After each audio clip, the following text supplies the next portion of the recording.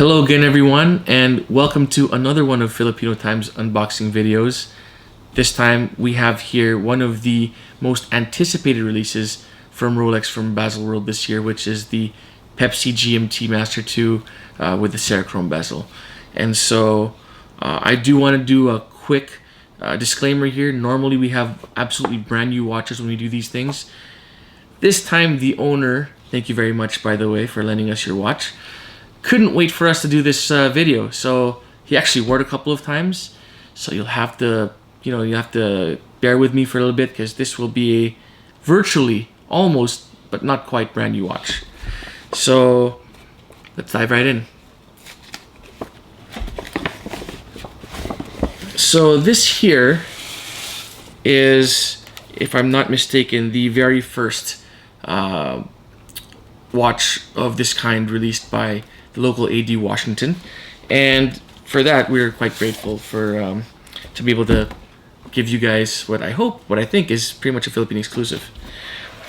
I'm gonna skip through the whole packaging for the Rolexes. By now I'm pretty sure you guys are very familiar with all this stuff. Owner's manual, if you want to know how to use the GMT features. More packaging, and let's get this box out of the way. By the way, if you more intelligent people out there in the internet know how exactly to remove this green box out of the outer box without having to tip it over, please let us know in the comments below, because quite frankly, I don't know how to do it. And there you have it. Beautiful watch.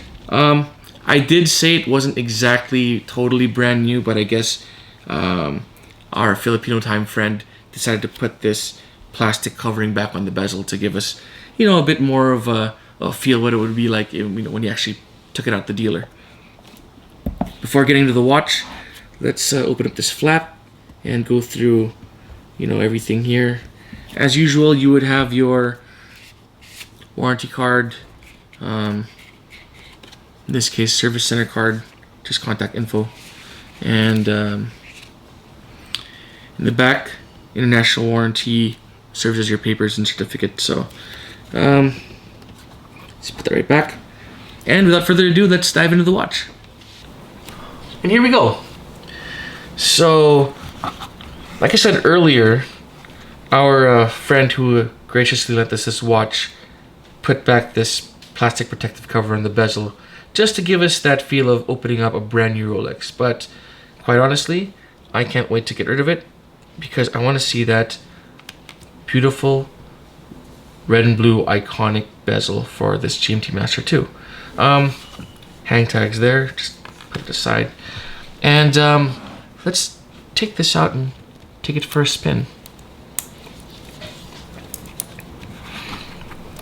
Now the first thing I notice as soon as I get this out of the box is that it feels significantly lighter than the Batman or the all black ceramic GMT Master.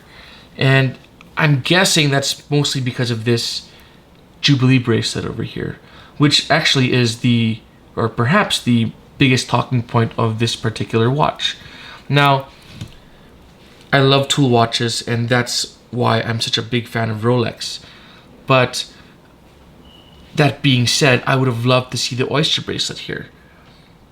For collectors though, and for fans of the watch, those who know the earlier iterations of the GMT Master, the 1675 and possibly even a few other references of this particular watch, Rolex actually did release versions with this Jubilee bracelet on, and so strictly speaking, it is historically accurate. And so for people who are fans of those releases, this is probably for you. Personally, again, I would have liked to see the oyster bracelet, but it's not a deal breaker. I think it looks great even with the Jubilee.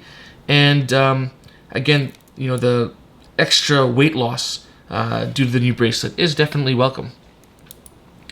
Speaking of the oyster bracelet, I have seen online people who've actually replaced this with an oyster bracelet, and I'm not exactly sure that's possible.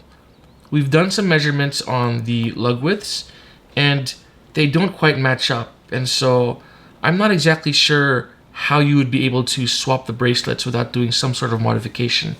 And My personal opinion is that I would just keep it as is.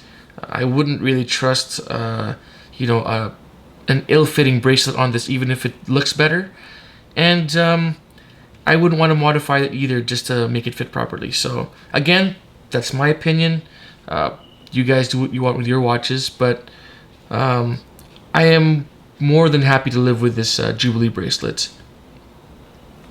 Looking at it closer, aside from the lug width, I don't think there's too much different between this and the earlier models. The case thickness looks to be roughly the same. Obviously, visually it's different, but really, cosmetically anyway, other than the obvious colors, not too much between this and the earlier watches.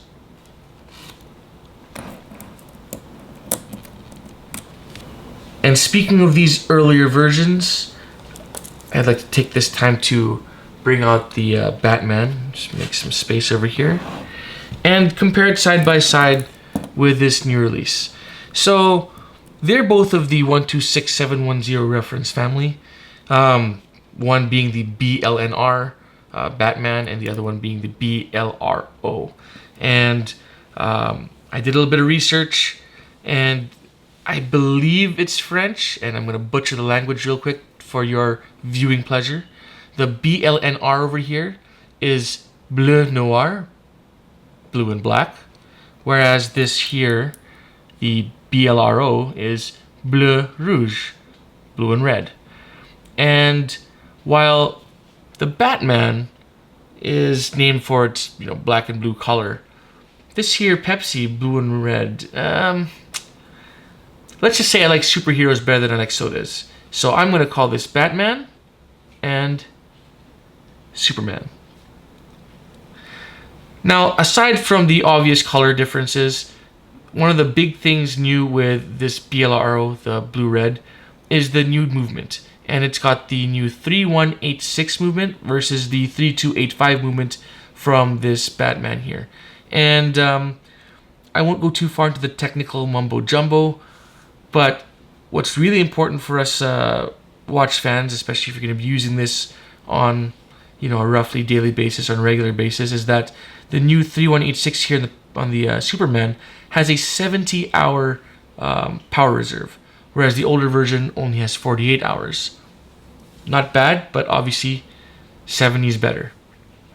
Now, one thing to look at here is for the Superman over here, the blue and red bezel, it actually has the red GMT arrow, which is obviously a direct design cue from the older watches.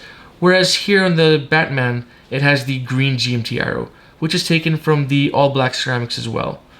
As I said earlier, visually, aside from the colors, there's not a whole lot to distinguish the two, again, other than the bracelets. But one thing I did notice, and I do want to take a look at, is how they made this here Cerachrome bezel. And so I'd like to put this down just for a second and focus here on the Batman real quick. Now, if I'm not mistaken, and again, you smarter people on the internet could correct me on this, this actually is the first Cerachrome GMT to have a two-tone bezel. Now, the way it works is that obviously it's not the aluminum bezel, they don't just paint over it. So to get that two-tone look, what Rolex actually did for this was they would chemically change the color of this bezel to blue. And then through a similar chemical process, they would then dye, for lack of a better word, the other half black. Now, since black obviously is a much darker color than blue, in this case, it wasn't a problem. Very, very sharp colors, deep blue hue, nice glossy black. On the Pepsi, however, there is a bit of an issue, or there was a bit of an issue, I should say.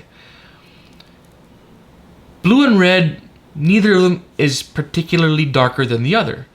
And so Rolex had to figure out how to make this two-tone work for the Cerachrome. What they did was they actually got the Cerachrome into red first, the whole thing, and they made it this slightly faded-ish color red. That way, when they chemically processed the other half of the bezel, or the bezel insert I should say, to do blue, the blue one put on top of the red would still look kind of bluish. But if you look very closely, it's actually more of a purplish hue. And so you can really see that Rolex did a lot of work. They put a lot of thought into this in making this happen. And you can really appreciate the work that they've done.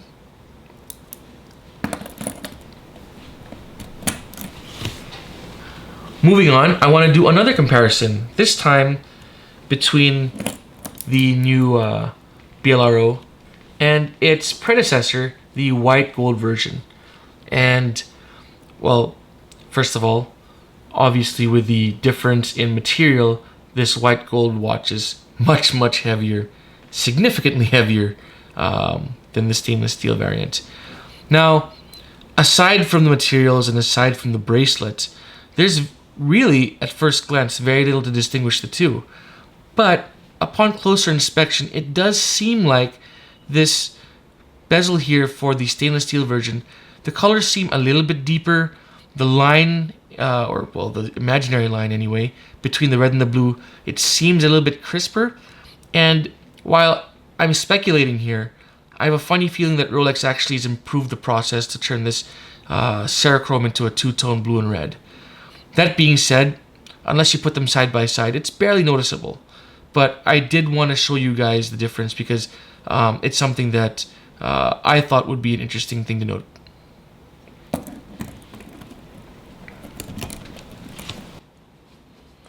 Now, before we wrap up, I want to do one last quick comparison and bring out this beautiful example of the 16710. Now, this here would have been the final iteration, final release of the Pepsi GMT Master 2 in stainless steel before this 126710 came out. And I want to put them side by side real quick because you can really see and appreciate the changes from this here classic to the new modern edition. First thing that's obviously different is the color of the bezels. We talked about that earlier. So this here 16710 has a rich, deep blue, deep red color on the aluminum bezel insert. Whereas, as we talked about earlier, the Cerachrome bezel insert here of the 126710 has a much more faded, kind of worn-in look, which I actually quite like. It reminds me of a nice pair of comfortable jeans that have sort of been worn in and the colors just faded just enough. So I don't think either way you'd be really missing much. Again, we're looking at the GMT hand, and both are this beautiful red.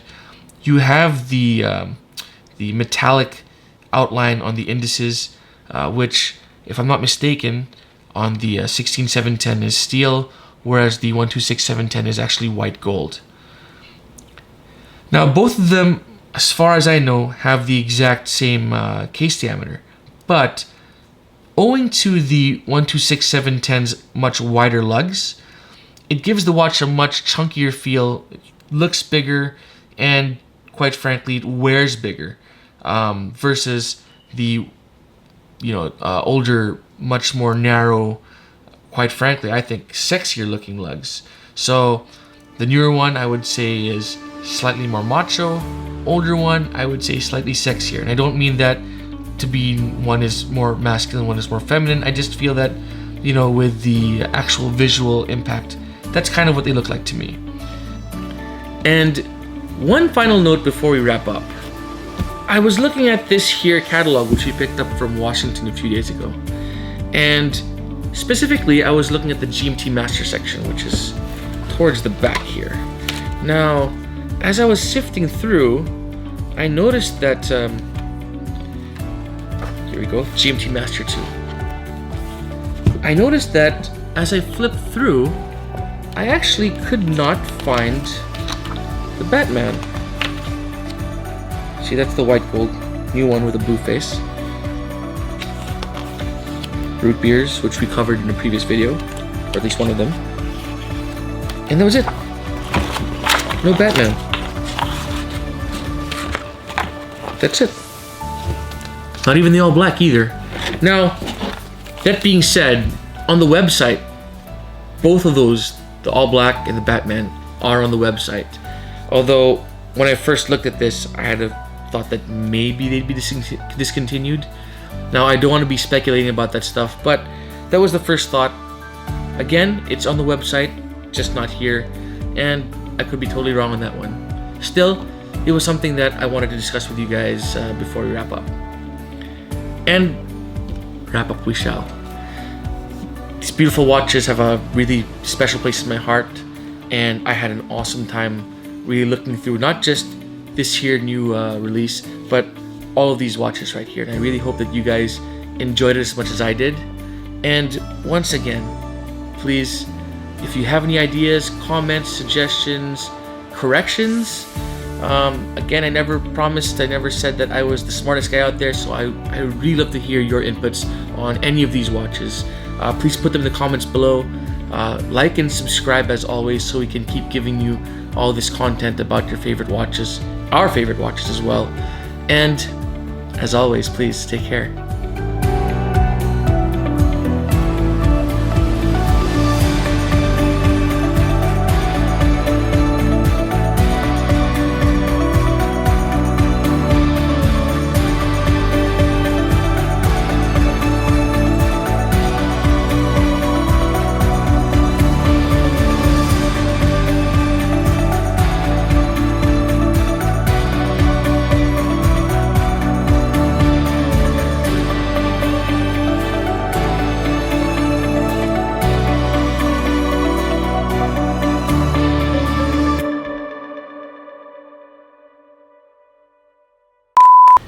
Hi everyone, and welcome back to. Okay, sorry, welcome back. Hi.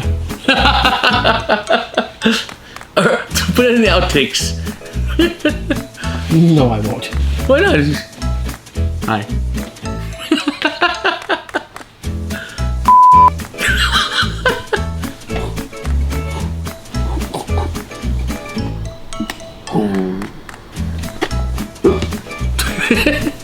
Just opened up in front of my face.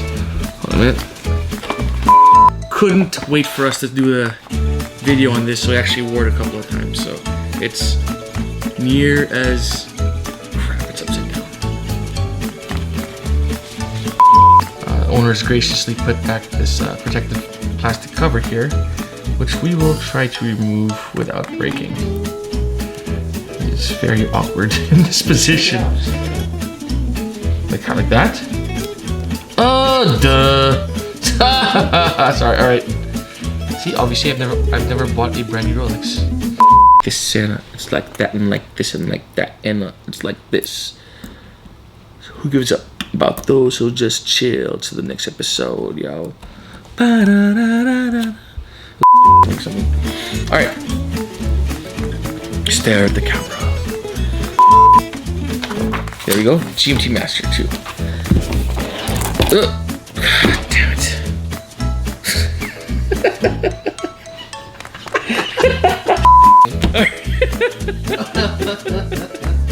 It was just perfect. It just the exact edge of the